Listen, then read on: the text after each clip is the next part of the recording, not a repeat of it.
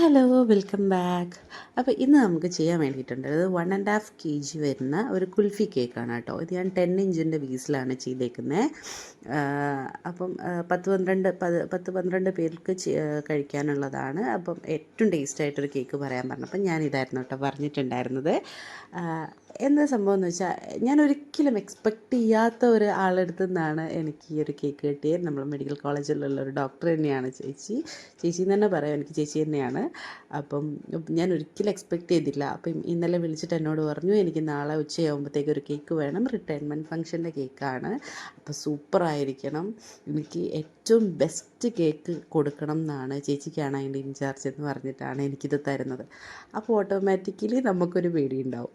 ആ പേടി എനിക്കും ഉണ്ടായിരുന്നു കേട്ടോ. കാരണം ഇത് കയ്യിൽ, അതായത് നമ്മൾ അവരുദ്ദേശിച്ച പോലെ ആവോ. ചേച്ചിക്കാണെങ്കിൽ ചേച്ചി പറഞ്ഞിട്ടുണ്ടായിരുന്നു ഇന്ന കളർ വേണം, ഇന്ന മോഡൽ വേണം, ഇങ്ങനെ എഴുതണം. അപ്പോൾ ഓരോ ഐഡിയാസ് ഉണ്ടാകുന്ന സമയത്താണ് നമുക്ക് കൂടുതലായിട്ട് ടെൻഷൻ വരിക. കാരണം അതിൽ നിന്നൊരു ഇത്തിരി മാറി കഴിഞ്ഞ് കഴിഞ്ഞാൽ ചിലപ്പോൾ അവർക്കൊരു ഡിസപ്പോയിൻമെൻ്റ് ആയാലോ എന്ന് വിചാരിച്ചിട്ട്. പക്ഷേ ഞാൻ ഹാപ്പിയാണ് കേട്ടോ. അപ്പോൾ ഞാൻ ഭയങ്കര ഹാപ്പിയാണ് ഞാൻ ഈ ഒരു കാര്യം ചെയ്യുന്നതിൽ. ഞാൻ ക്യാമറയുടെ കൂടെ ഹസ്ബൻഡിൻ്റെ കൂടെ വർക്ക് ചെയ്തു, കുറേ ഫിലിംസിൽ വർക്ക് ചെയ്തു, ഡാൻസ് പഠിപ്പിച്ചു, അങ്ങനെ ഒരുപാട് കാര്യങ്ങൾ ഞാൻ ചെയ്തിട്ടുണ്ടായിരുന്നു. പക്ഷേ ഞാൻ പറയട്ടെ, എനിക്ക് ഏറ്റവും കൂടുതൽ ഹാപ്പിനെസ് തരുന്നത് ഇപ്പോൾ കേക്ക് ഉണ്ടാക്കുക എന്നുള്ളതാണ്. കാരണം എന്താ വെച്ചാൽ ചില ആളുകൾ പറയും നീ അതിന് പോയി ഇതിന് പോയി കുറേ ഫിലിമിൽ പോയി അങ്ങനെ പോയി ഇങ്ങനെ പോയി. പക്ഷേ എനിക്ക് ഇപ്പം അതൊക്കെ എൻ്റെ ഹാപ്പിനെസ് ആയിരുന്നു.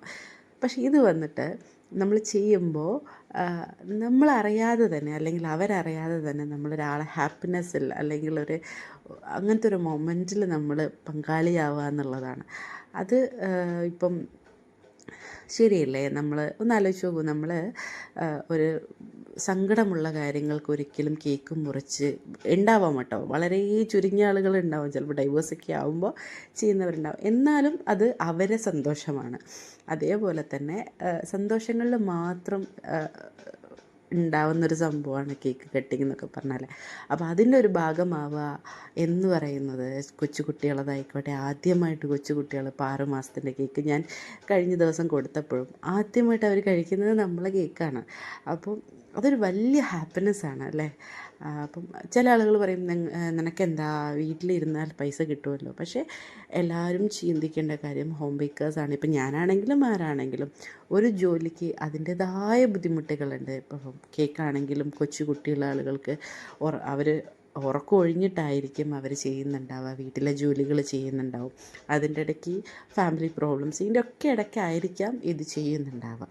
അത് ചെയ്യുന്ന സമയത്ത് അത് ഒരു ക്ലയൻറ്റിൻ്റെ അടുത്ത് എത്തി ആ ക്ലയൻറ്റ് അതിൻ്റെ ഒരു പോസിറ്റീവ് റെസ്പോൺസ് പറയുമ്പോണ്ടല്ലോ, ഏതൊരു ഹോം ബേക്കറിനും ഉണ്ടാവുക എന്ന് പറയുന്നത് ഭയങ്കര സാറ്റിസ്ഫാക്ഷനാണ്. നമുക്ക് ഭയങ്കരമായിട്ട് നമ്മളപ്പം അത്രയും കഷ്ടപ്പെട്ടതൊന്നും നമ്മളെ മനസ്സിൽ ഉണ്ടാവില്ല. കാരണം ഉറക്കമൊഴിഞ്ഞതോ നമ്മൾ കൊടുത്തൊരു സാധനം അവർക്കത് ഭയങ്കര ഇഷ്ടപ്പെട്ടു എന്ന് പറയുമ്പോൾ നമുക്ക് ഭയങ്കര സന്തോഷമാണ് ഉണ്ടാവുക. അതെനിക്കാണെങ്കിലും വേറെ ഏതൊരു വ്യക്തിക്കാണെങ്കിലും. അപ്പം ഈ കേക്ക് വന്നിട്ട് വിഷയത്തിൽ നിന്ന് നമ്മൾ മാറിപ്പോയി. ഈ കേക്ക് വന്നിട്ട് കുൽഫിയായിരുന്നു, ഞാൻ പറഞ്ഞില്ലേ.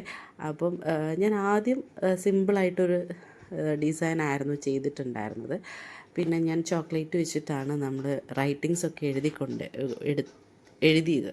അപ്പോൾ എന്താ സംഭവം എന്ന് വെച്ചാൽ ഇതാണ് ഇതിൻ്റെ ഫൈനൽ ലുക്ക് വന്നിട്ട് ഇങ്ങനെയായിരുന്നു ഞാൻ ചെയ്തത്. അപ്പോൾ ചേച്ചി പറഞ്ഞു അങ്ങനെയാണെങ്കിൽ അത് ഫുള്ള് റൈറ്റിങ്സ് വന്നു പോയി, അതുകൊണ്ട് നമുക്ക് ആ പേരെടുത്ത് മാറ്റാം, ഇങ്ങനെ മതി എന്ന് പറഞ്ഞിട്ട് പിന്നീട് ചെയ്തതാണ് കേട്ടോ. ഇതാണ് ഇപ്പോൾ കൊടുത്തപ്പോൾ ഉള്ള ഫൈനൽ ലുക്ക് ഇതാണ്.